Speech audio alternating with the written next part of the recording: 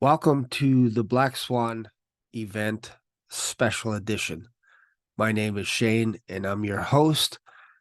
And we're going to be talking about Black Swan events, and we're going to talking about the war in Israel and how that ties in with the book of Revelation. And also, of course, from time to time, we talk about the rapture being imminent. And so we're going to talk about how that plays out as well. So if you're interested in knowing a little bit about the Pre Tribulation Rapture, end times, Black Swan events, and what's going on in Israel right now, then you've come to the right channel. So feel free to stick around. Feel free to subscribe to this channel. Feel free to share this video. And make sure when you're watching this video to let me know where you are watching from. So without any further ado, let's get started. So as we all know, there is a war right now going on in Israel. And because my channel is called Black Swan Revelations, my channel centers around the possibility that we could be in a Black Swan event right now. And I'm going to share what the definitions of a Black Swan event is.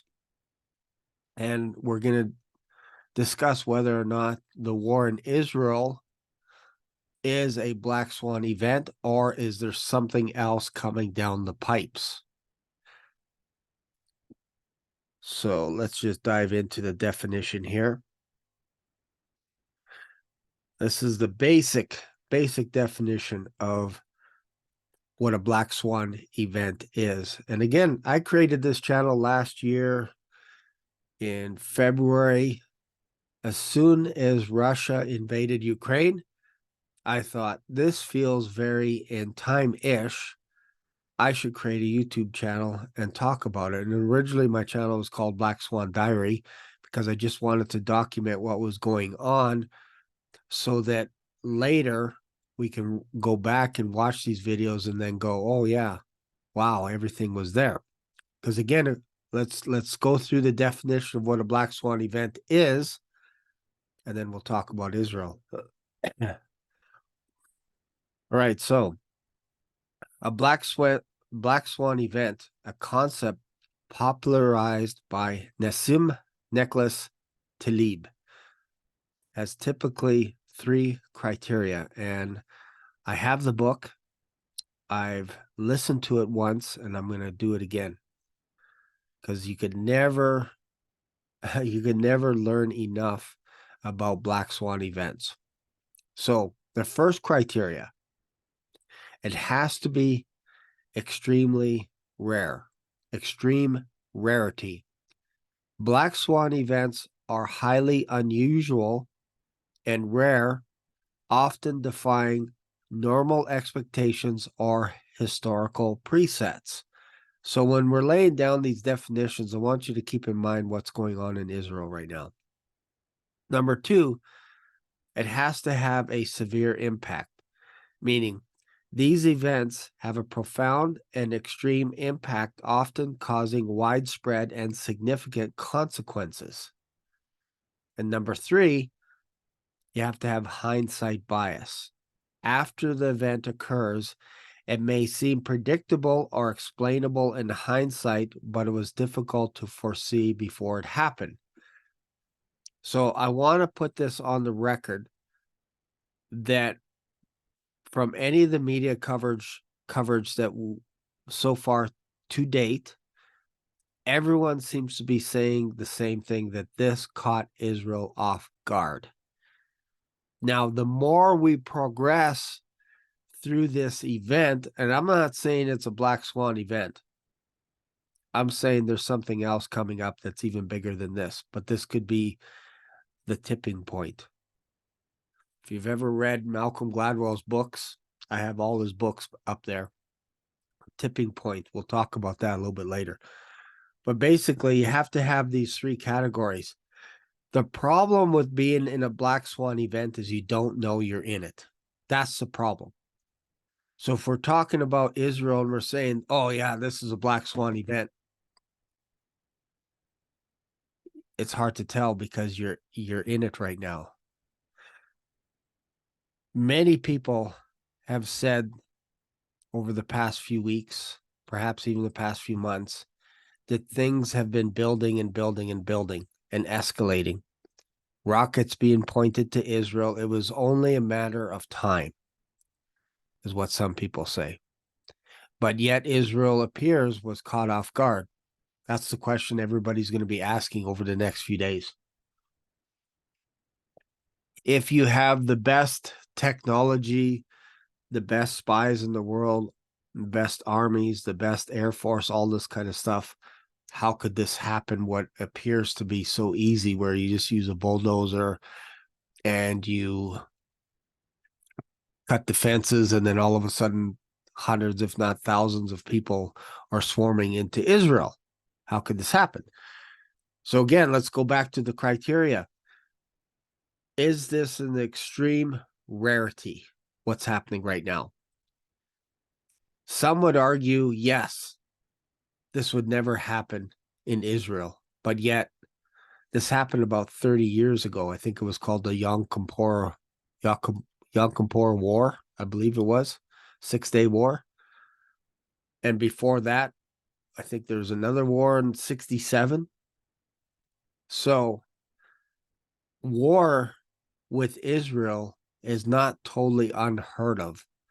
I think most people are not totally surprised that there are nations that are trying to wipe out Israel off the map.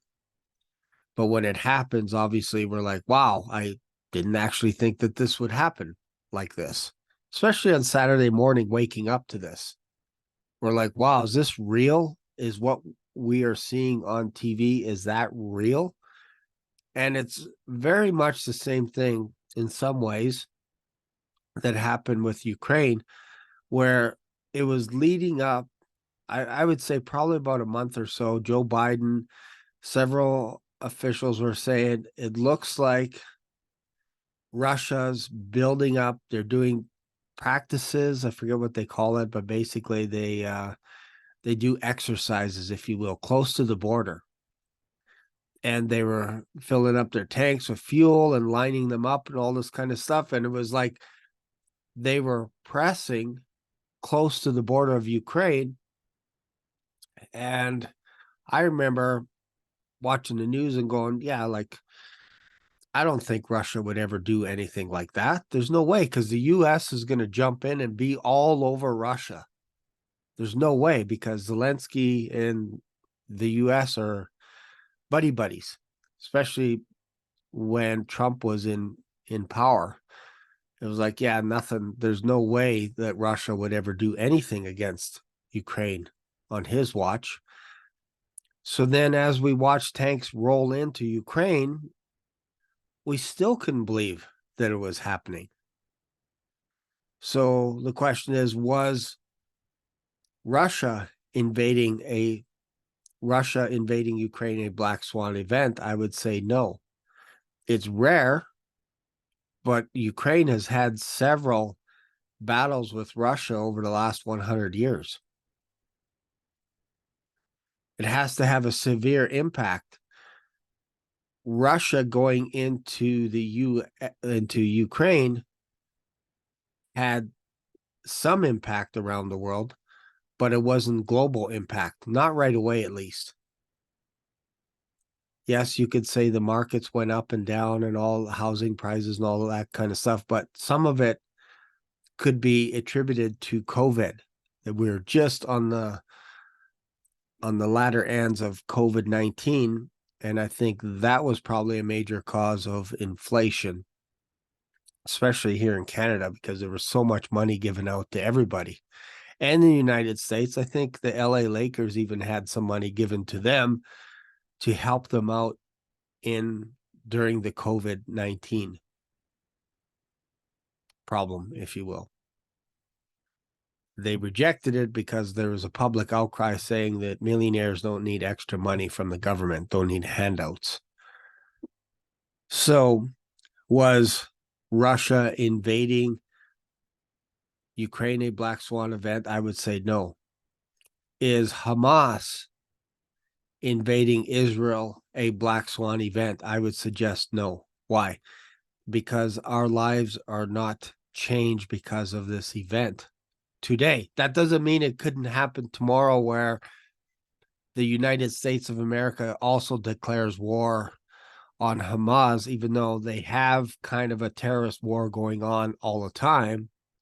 It would have to be life-changing, where all of a sudden they would have to draft people and say that you have to be in the army. That could change things. If Israel did the same thing and said you have to join the army, it could change things for Israel. It just won't change things for Canada.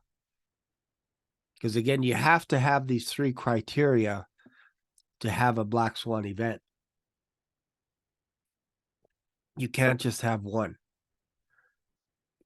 And you have to have, again, one of the major criteria of a Black Swan event is you don't know you're in it until you're out of it. And you expect it to happen again and again and again. I'll give you an example of this. 9/11 is the perfect example of a Black Swan event. People didn't see it coming. I promise you, if they say they saw it coming, they're lying, or they're some kind of an inside job. Nobody saw it coming. And I remember exactly where I was when I was going into work. I was riding my bike, and I was a little bit late getting to work. But I remember everyone glued to the TVs because the second plane had just hit the second tower. And there was smoke, and I couldn't believe what I was seeing on the screen. It was weird. I honestly felt at that moment in time that we were not just yet, because I didn't understand what was going on, but once they started putting across the ticker screen at the bottom that this is a terrorist attack and all this kind of stuff. And then when one building went down, I went, we are literally at World War III. That's what I thought. I thought I need to go home, because this is changing everything right before our eyes. All planes in the US had to be down, and they were sending all the planes to Canada. So if they're terrorists on all these planes, for some reason they said, yeah, go to Canada. That's better than to sit in our airports. I never could figure that one out. But all the planes landed. And you would never fly the same way again. I remember times where the cockpits used to be open, and you can go and talk to the pilots. That was done. Air marshals now on the plane. You don't always know who the air marshal is, but they're on the plane. That changed. Airport security changed almost overnight. People being profiled left, right, and center. If you're from the Middle East, you're being profiled. If you have a different color skin, you're profiled right away. Racism increased in North America. We started looking over our shoulder a little bit. It's crazy. It's crazy. That is a Black Swan event. So again, here, 2011, terrorist attacks on September 11th, 2001 in the United States were a Black Swan event in the realm of geopolitics and national security. The scale and coordination of the attacks were beyond what had been previously anticipated, leading to significant changes to global politics and security measures. And again, that changed almost overnight. Had to have passports, all kinds of stuff. It's no longer good enough just to have your birth certificate. You needed passports. We forget about this kind of stuff. You're allowed to screen people and pull them off to the side just at a whim. And you're allowed to search them. All kinds of crazy stuff. That's a Black Swan event. Because again, afterwards, so many people started coming up saying, oh yeah, the government knew they were planning this and all this kind of stuff. And I think the same thing is going to happen with Israel, where people are going to start saying, oh yeah, they knew. Israel knew. Oh yeah, for sure. United States knew. Oh yeah, for sure. That'll probably be the next piece of news for the next week or so, saying, how could Israel let their own people down? How can they do this when they knew? And it's not that they knew, it's because we watched the news and we know. So now we can ask this question, but we didn't ask the question the day before all this started. So the jury is still in as to whether or not this is a black swan event, because it has to change the economy as well. The way we do business financially has to be interrupted as well. Now, I don't know what's happening with the stock market, if it's closed today or if it's shut down or if it's still going on. I'm not sure. It's a holiday here in Canada. You know, the banks are closed. But the point is, right now, we're kind of watching what's unfolding in Israel, and it feels like it's Israel against all the other nations by themselves. That's what it feels like. We're like right now, okay, maybe the US will say, we got your back, we got your back, almost like what the US said with Zelensky is, we got your back, we got your back. But the question is, do they? Unless they're sending, I heard rumor that they're sending out an aircraft carrier. So that could show a sign that this is serious. But when you do that, when you start moving US forces towards the Middle East again, because remember, they cleared out a couple of years ago and left all their tanks and weapons and all that kind of stuff. That's not good. And now you're going to bring them back, which could cost the Americans, taxpayers, money. And then don't forget that Russia is breathing down Ukraine's neck. What's China doing right now? What are they doing? They seem pretty quiet right now. You don't really see any news conferences. Zelensky mentioned something. He said that basically, what did he say? Basically, they're thinking about Israel because they could totally relate to what they're going through right now. So this has the potential, like you could start slowly filling into check boxes. But again, we have to use a little bit of hindsight bias now, looking backwards in time. Were all the signs there that Hamas was going to invade Israel? Was it imminent? Because that would fulfill the third criteria for a black swan event. So you need the rarity part, which is debatable right now if it was really rare, because it seems like everybody is against Israel.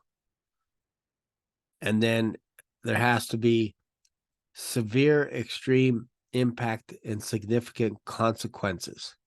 Like the world will never be the same after that moving forward. Could this be that event? And again, the jury is still in. We're still talking about this, and it's going to be showing up in the news. People are going to be glued to the news every single day.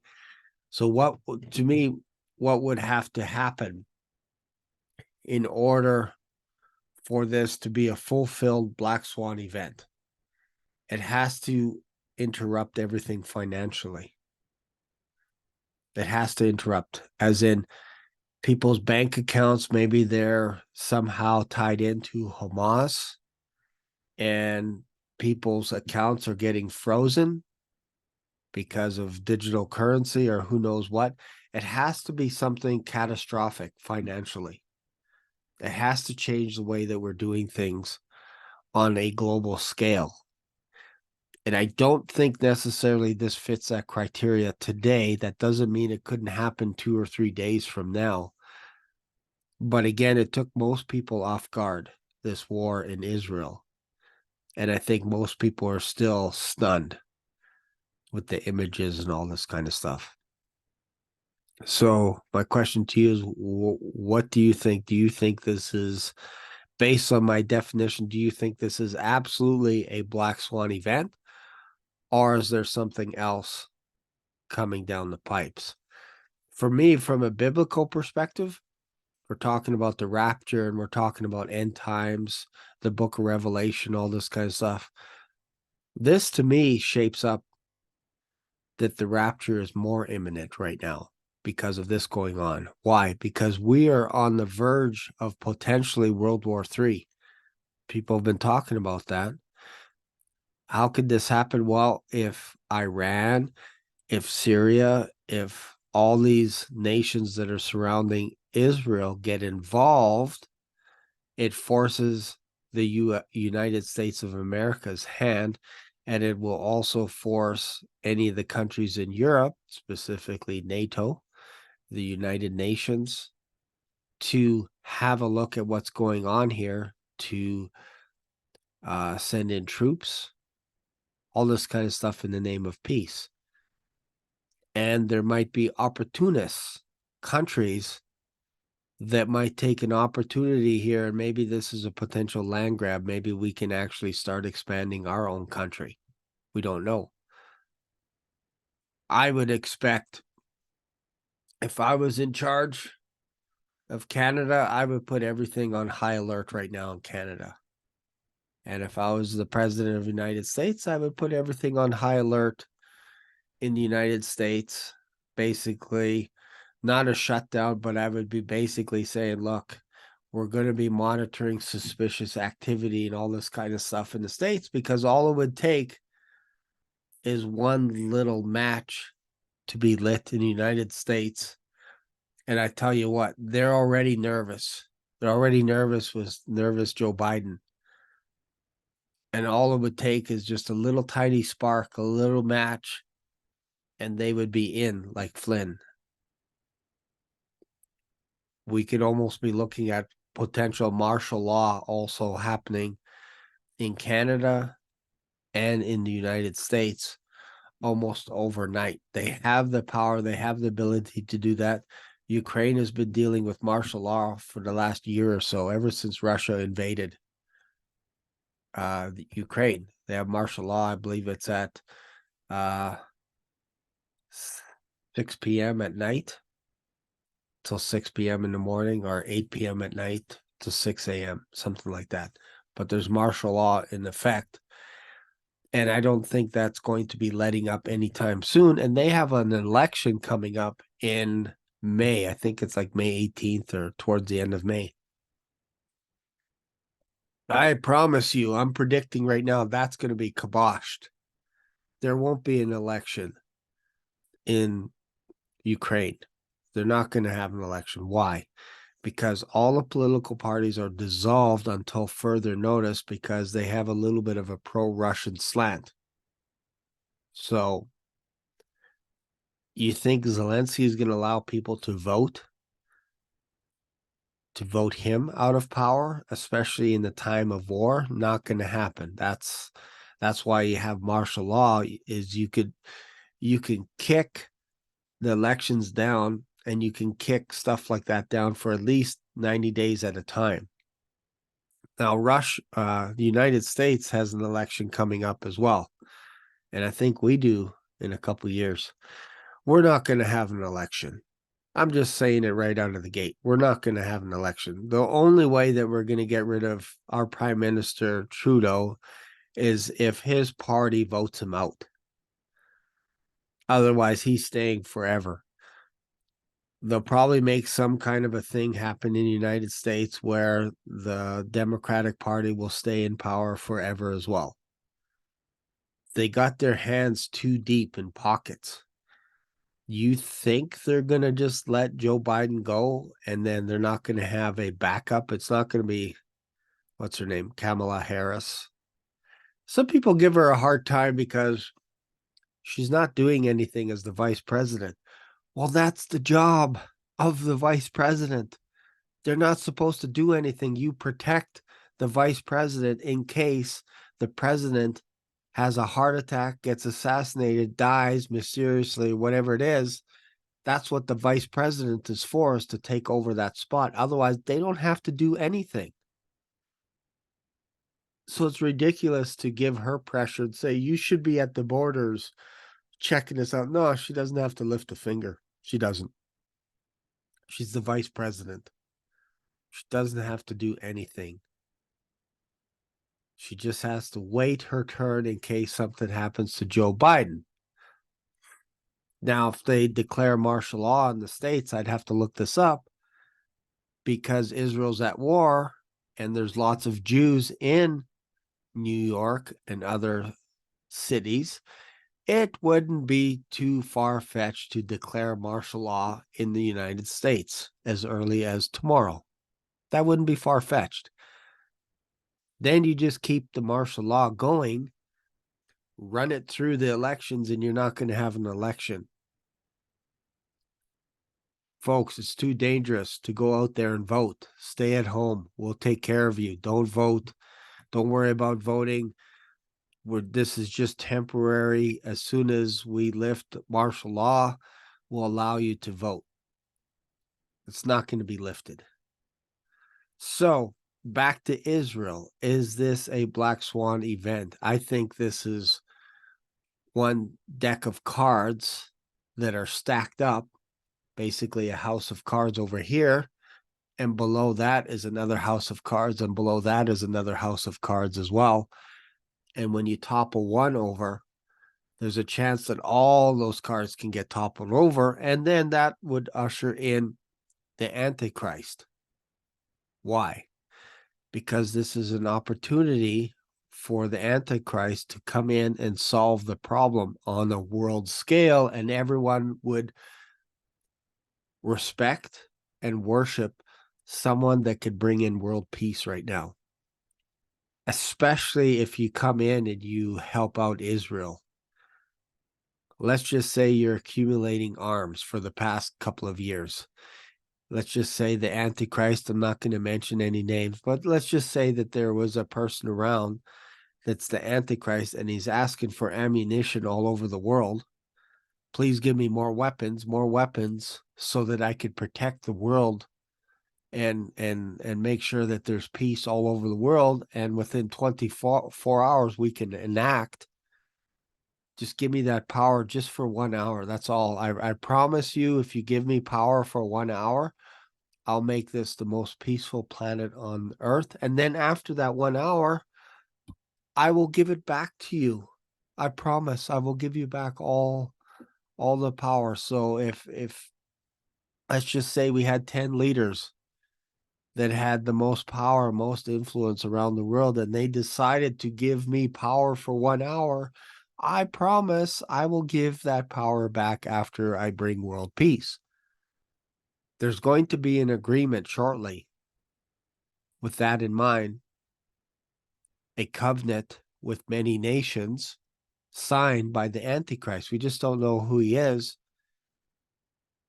And it's going to be in the name of peace. So as this war in Israel escalates,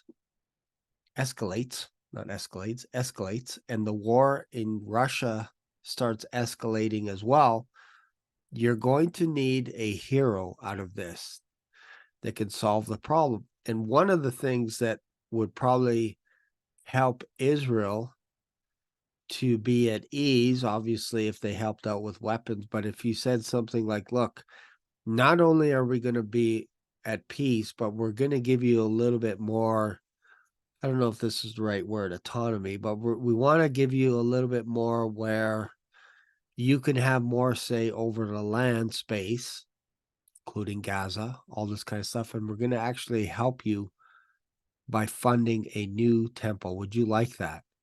I tell you what, there would be many Jews doing backflips if a nation came in, a one superpower, if you will, came in and said, we're going to provide the funding to pay for a third temple for you. We're going to help you. You can build it however you want. And that's part of our agreement of bringing in peace and stuff, is we're going to give you your own temple. We're going to provide all the funding, and it's going to be a worldwide temple, as in anybody from all the nations from all over the world can come and worship at your temple. Is that cool? And the Jews are like, yeah, that's awesome. Awesome. This is great news because now we have peace. Now we have our third temple being constructed. Any criteria for that? No. No, man, don't worry about it. It's all for free. Don't worry. I'm not going to ask you for any favors. Oh, just one little thing. If you could just sign here, just right where there's an X on this page, sign there. And if you could sign this here, thank you. If you could sign this here, thank you. Just mark with an X. That's fine. We don't really need your signature. Just need you to just put a little X there. Perfect. Thank you. Oh, yeah, by the way, we decided to revamp things as well. We're coming up with a one digital currency because we want to eradicate Hamas.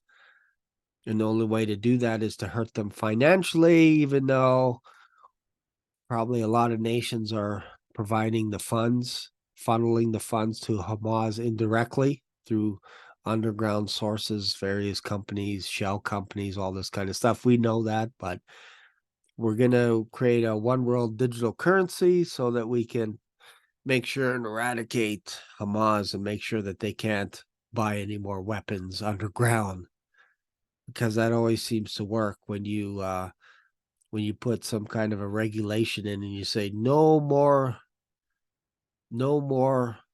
illegal handguns in America, please. And that should take care of all the shootings in all the schools. If we make it illegal to citizens like you or I, that should stop it. Not really addressing the fact that most of these cases are happening with unregistered firearms, people that just smuggled in weapons and stuff. But we won't talk about that. No, we'll just put little rules. So one world currency, and you're going to have to take the mark. We don't know what it is. I don't think it's going to be like an X across your forehead or an X on your right wrist, but there's something that Elon Musk is going to conjure up. I just watched The Creator last night. If you don't think these guys are thinking about this stuff with Neuralink and how to combine artificial intelligence with humans and create a new species that's the opposite of Christianity, because in Christ we are a new creation. There's neither Jew nor Gentile nor male nor female. You don't think the devil wants to come up with his own version of Christianity? It's artificial intelligence, AI. Don't think that's not coming down the pipes as well. Everything's going to be modernized, if you will, controlled. Lots of moving parts. So you got the one world government currency, one world government as in the Antichrist heading the way, but he's only going to do it temporarily for an hour, 60 minutes maybe. That's it. So we don't need to worry about that. He just needs a little bit of power for 60 minutes, and then everything is fine. After he'll give it back. He promises he'll give it back. And you need a currency that's digital so that they could freeze people's assets and bank accounts at a moment's notice to protect people, right? It's always in the name of protection. And if you don't get this, you can't work outside your home. You can't travel. You can't buy or sell anything. So you kind of need this digital passport, whatever it is. You need it. And we're going to take care of you. We're going to help you out. We're going to institute martial law, going to protect you. We're going to give you money dropped into your bank account to make sure that you don't starve. But if you step on the line, we're going to make you starve, but that's later, guys. Don't worry about this. That's later. So again, back to the question, is this a Black Swan event? I believe that this could be the beginnings of one. This may not necessarily be the Black Swan event. So if this starts things in motion for the 7-year tribulation, we as Christians believe that we're out of here. We get raptured up before the tribulation starts. And then anyone that is left behind will basically, how it works is, if you don't believe that Jesus Christ is the Son of God, you will be left behind. And there are many organizations that if the next day after we're raptured, If you're unsure of where to go, I could list off a whole bunch of organizations that would be happy to help you out. They would be happy to get you through the tribulation. FAI Studios would be happy to help you get through the tribulation. Andrew Farley Ministries would be happy to get you through the tribulation. All that kind of stuff, because they're planning on sticking around. They don't believe in a pre-tribulation rapture. They probably don't even believe in the resurrection. So go to them. They'll help you get through it. But if you don't want to get drugged through the mud for 7 years, bleeding for 7 years, then all you have to do is believe that Jesus Christ is the Son of God. And we believe you'll be raptured before the tribulation starts. Is this the start of the tribulation? I don't think so. I think this is more birth pains. I think once the Antichrist gets revealed in the world and that veil gets pulled away, I think that ushers in the 7-year tribulation. Now, somebody asked me, is there still going to be grace after the rapture? 100% there's going to be grace. Just like there was grace and mercy before Christianity. Anyone that was righteous, you just have to turn to God, return to God. There will be many Jews returning to God after they get betrayed by the Antichrist. That's what repentance is. Returning to God, to your first God, your only God. Most Jews turn away, but something is going to compel them to turn back and return. Not to confess all their sins and all this kind of stuff, but to actually return to God. Something's going to make them do that. And I believe that's the Antichrist. They're going to see that they're betrayed 3.5 years in, and they're going to realize that the Messiah is actually Jesus Christ. And they're going to turn to him and they're going to preach that gospel that he is the Messiah. So is there grace? Yes. The only difference is there's no rapture now. The rapture would have happened. So let's just say you've been asked by a friend to go to a church during Christmas time, during Easter, during Thanksgiving, maybe over for dinner for Thanksgiving, whatever it is. And you've never believed in God. You've never believed that Jesus is the Son of God. You never believed in all that cross stuff, dying on the cross for my sins. Garbage. You never believed that. Those are the people that are going to be changing their mind after the rapture, because their friends are gone and there's no more turkey dinner for them. There's no more invitations to go to church at Christmas time. Why? Because their friends are raptured. So something's going to happen in their head where they're like, well, this is weird. They were talking about this. I remember watching Watchmen Towers or Watchmen channels. I remember watching Black Swan Revelation saying that Jesus could come at any time, and they're gone. Therefore, ergo, I now believe that Jesus is the Son of God. If you say that out loud now, you got to run for your life. Right now, we have total freedom to believe in Jesus Christ. Not everywhere in the world, obviously, but in North America, total freedom. That could be taken away from us one day. But I believe that's during the tribulation, where if you are a believer, you're not going to want to go to church. Why? Because there's probably going to be spies in those churches that will turn you in and find out whether or not you have the mark of the beast. And if you don't, you're going to get executed with extreme prejudice. That is the only way that you get out of this world, is by refusing the mark. And when you get caught, you're going to be executed. Will there be people that will survive? Yes. It's going to be thousands of people that will survive, but most will not. Most will cave and take the mark. And if you cave and take the mark, you get tossed into the lake of fire. Once you take the mark, there is no mercy. there is no grace for you. That's your decision. You chose to worship the devil. You chose to worship the image of the beast, and you chose to worship the Antichrist. You put him before anyone else. So you're done. There's no more grace for you. But anyone else living, if they avoid the mark of the beast, for sure grace and mercy will be shown to you, but not from the Antichrist. It'll be from God, meaning when you get executed, you get to reign in heaven for 1,000 years. That's your reward for avoiding the mark of the beast. So that's what I say grace is during the time of tribulation. You're not getting raptured out.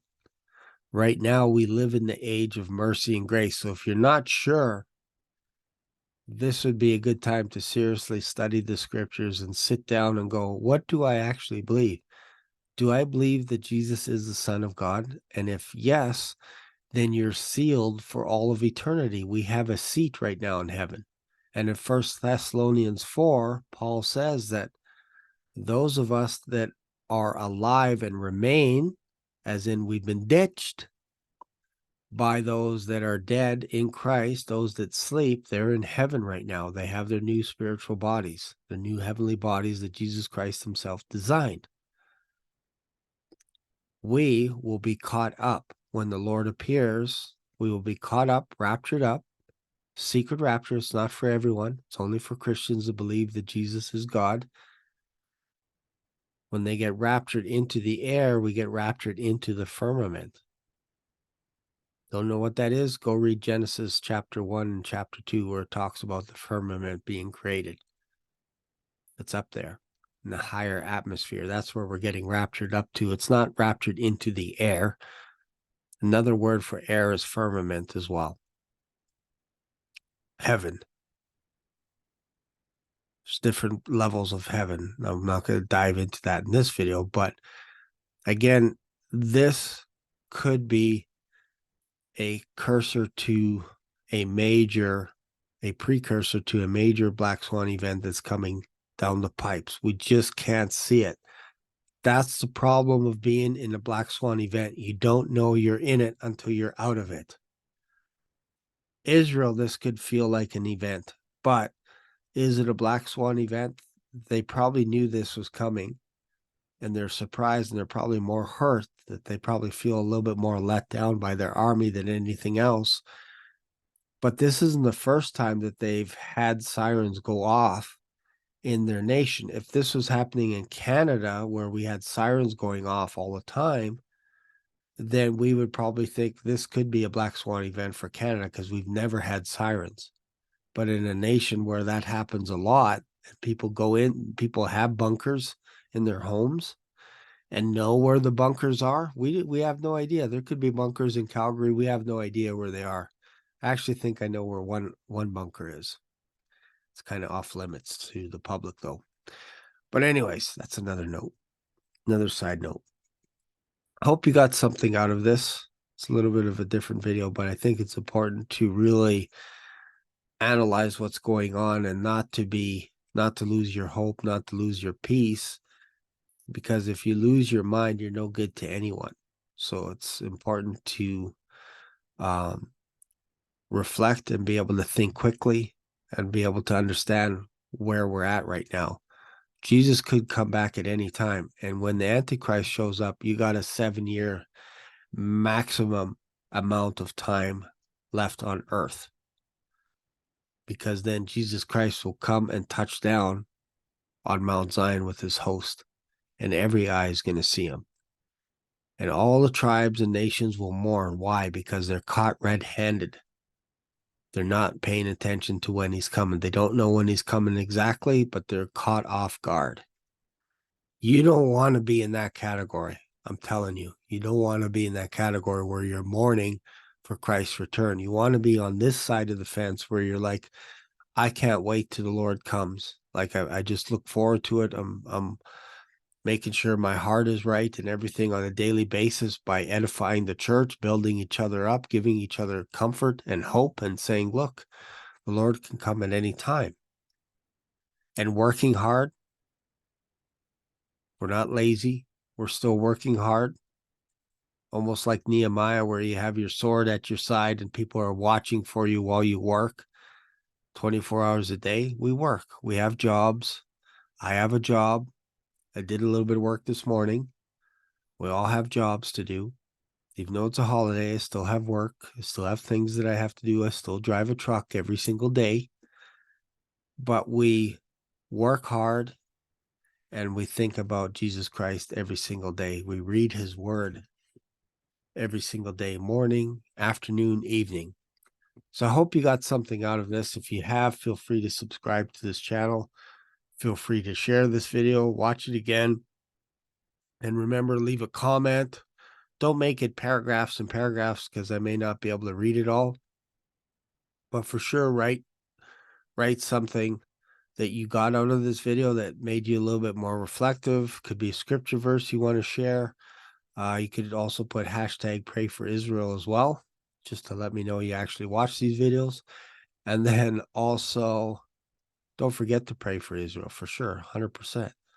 But also let me know where you're watching these videos from. That's important to me. So thanks again for watching, and I'll see you in another video. Bye for now.